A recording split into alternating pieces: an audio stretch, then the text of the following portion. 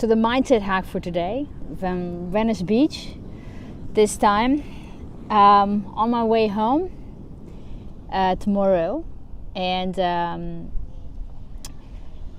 I want to talk about resilience. And what a lot of people don't know is that resilience can be trained, not just through living life and experience things that you need to be resilient for and overcome, but it can also be trained through exercise, mental exercise, that is, mindset hacks, if you will. In fact, the US military has done significant amount of studies and in terms of mental resilience, mental strength, let's say. And they discovered that soldiers that before going off to war, who came from backgrounds where they could be mentally healthy and were much less likely to come back home traumatized. So in essence, the people that didn't have a lot of mental strength to begin with, or mental resilience, or other issues going into an armed conflict, would be more likely to come back mentally damaged than others. And what few people don't know is that we always hear about post-traumatic stress, and that is actually a very small percentage of people that come back from really horrible situations that they all experience together and actually come back with that disorder, only 20%. In fact, what is a lesser known fact that is also scientifically proven, yet very few people hear about in the news, is that there also is such a thing as post-traumatic growth. Meaning, you actually come back from a situation like that, and the first year, post-traumatic stress and post-traumatic growth and everything in between looks exactly the same. But once the brain is healed, it goes back to this set point, and actually people pull their lives back together and come back better and stronger than ever, and they grow. And that percentage is actually over 20% that actually experiences a jump forward, which means that there is a good 60% of people that neither get post-traumatic stress or post-traumatic growth, but actually remains fairly stable and has all the opportunities to jump into post-traumatic growth.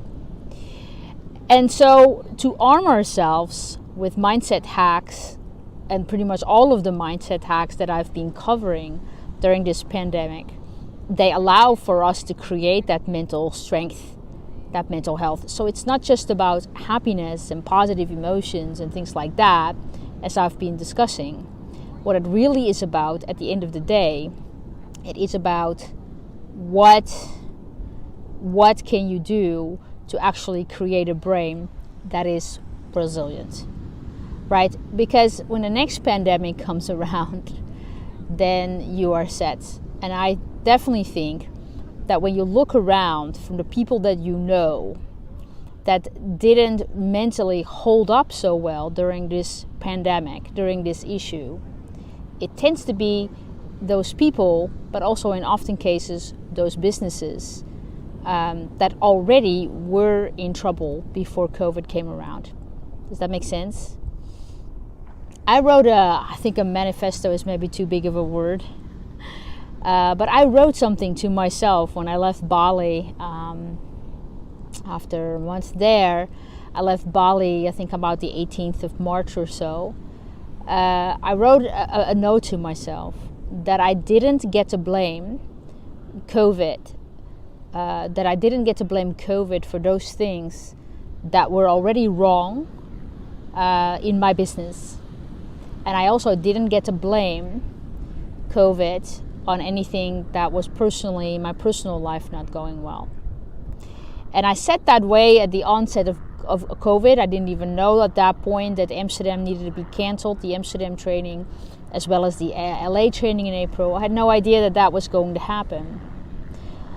But I think that that's really true. I think that the people that went into COVID, this pandemic, with a mental strength that they've been building, but also with building resilient businesses. And it's tricky. It's really tricky. But what I'm trying to say is to have mental strength and mental health is a muscle that you need to exercise, perhaps harder than the muscles that you exercise in the gym, in order to deal with the knocks that life gives. Okay? So the mindset hack of today, the last mindset hack coming from the US for now, and California, is a combination of two mindset hacks that I already covered before, but I kind of combined. The first mindset hack is hunting the good stuff. And hunting the good stuff means that we have a negativity bias, meaning we tend to notice more negative things than positive in our environment. And the way that we can hunt the good stuff is to kind of at the end of the day look around for things that are good and that are positive. So in our environment.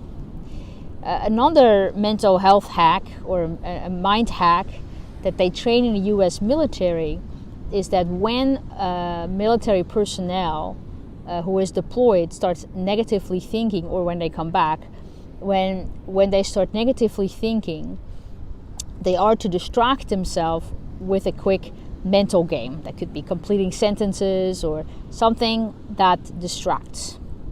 So let's put these two mindset hacks that are scientifically proven together, and then you can come up with a mindset hack that anytime that you start thinking negatively, you need to quickly look around and find 5 things that either literally or metaphorically have a positive meaning in your life.